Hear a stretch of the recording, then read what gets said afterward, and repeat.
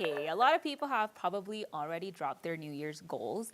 Quitter's Day is the second Friday of January, but there are still people sticking it out and crossing that line, me, from goal to habit. A common one for the new year is to get healthier, but an important aspect of that is to make sure it's attainable. So here to help us figure out the weight loss journey for you is Dr. Chae. Thank you so much for joining us this morning. Okay, so when it talks about losing weight and improving overall health, what are some of the misconceptions, the common misconceptions?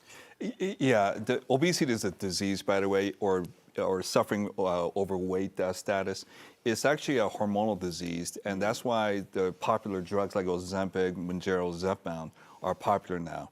And with the advent of pills, Wegovy in pill form, this is going to reach out to a lot of us who need extra help. It's not about discipline or willpower. It is a disease that gets activated, and that's why this is so difficult to treat. Yeah, you were talking about the pills that it's kind of common now that people are using, but there's also weight loss surgeries, right? Who are candidates for those type of surgeries? Yes, the medication injectables like Zepbound, Wegovy pills and whatnot do help a lot of people, but not everyone can achieve more success with just pills and injections alone, and that's where we come in. For people who need to lose more than 80 to 100 pounds who suffer severe comorbidities like diabetes, heart disease, and cancer, they are, on the long term, better off with surgery being more beneficial than, say, pills or injections, which are rather short-term acting agents. Yeah, you were saying between 80 and 100 pounds. So it's Yes. not someone that's trying to lose 20 to 30 pounds. That is not going to benefit them in the long run. That's correct. There's various types of obesity and being overweight. And of course, people who need to lose 20 to 30 pounds, these are ideal candidates for injection therapies and Wegovy pill forms.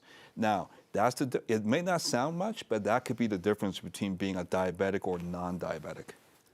When it comes to post-op or recovery, what are the best practices? The best practices are the fundamentals, like anything else in life. It is eating good whole foods, minimizing the junk food, and also being active. Now, when I say active, I don't mean running a marathon. I mean, I can't do that either. But being active, walking, easy cycling, walking your dogs, going on an easy hike in nature, these are really beneficial to heart disease and reducing it. I've been trying to do that, the 40-minute walk and also going to the gym. But nowadays, especially on social media, so many people are on these pills and then they make it easy. So what are the pros and cons for people who are taking these type of pills?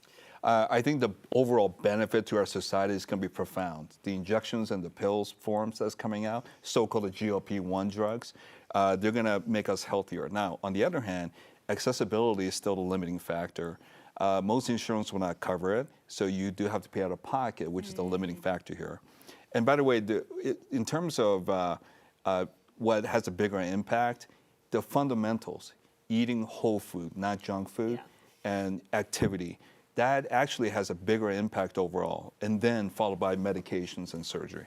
Dr. Chae, is there anything else that you would like to add about especially the weight loss journey that is so big, especially for January when people are trying to be healthier for the new year? That always happens. You bet. First of all, don't punish yourself. If you just fell off the wagon just now, and now's about the time when people start giving up their resolutions, stick with the fundamentals.